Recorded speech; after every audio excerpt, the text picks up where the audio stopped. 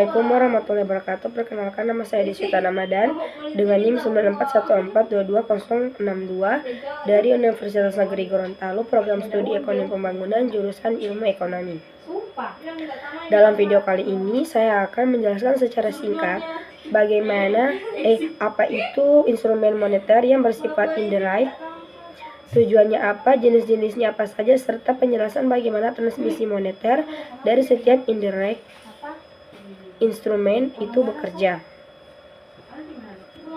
Penjelasan. Instrumen moneter yang bersifat indirect adalah alat kebijakan moneter yang mempengaruhi kondisi moneter dalam perekonomian melalui interaksi dengan lembaga keuangan atau pasar keuangan, bukan dengan cara langsung mempengaruhi jumlah uang yang beredar. Ini termasuk kebijakan suku bunga, operasi pasar terbuka, pensyaratan cadangan minimum, dan fasilitas pinjaman dari bank sentral. Tujuan utama adalah untuk mengatur suku bunga, likuiditas, dan kondisi keuangan secara keseluruhan dalam perekonomian. Tujuan utama dari instrumen moneter yang bersifat indirect adalah untuk mengatur suku bunga, likuiditas, dan kondisi keuangan secara keseluruhan dalam perekonomian. Dengan mengatur suku bunga, lembaga keuangan dapat dipengaruhi untuk meminjamkan atau menginvestasikan uang mereka dengan cara mendukung tujuan kebijakan moneter,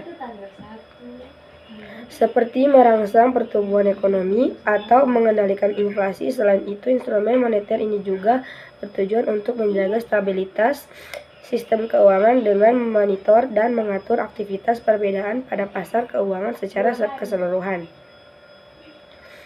Jenis-jenisnya terbagi menjadi 3, yaitu yang pertama, operasi pasar terbuka. Bank sentral membeli atau menjual surat berharga pemerintah atau surat berharga lainnya di pasar terbuka untuk mengatur likuiditas dalam perekonomian. Yang kedua, kebijakan suku bunga. Bank sentral mengatur suku bunga dasar atau suku bunga lembaga keuangan lainnya untuk mempengaruhi keputusan pinjaman dan investasi. Yang ketiga, fasilitas peminjaman dari bank sentral. Bank sentral menyediakan fasilitas peminjaman kepada bank-bank komersial dengan syarat-syarat tertentu untuk mengatur likuiditas dalam sistem perbankan.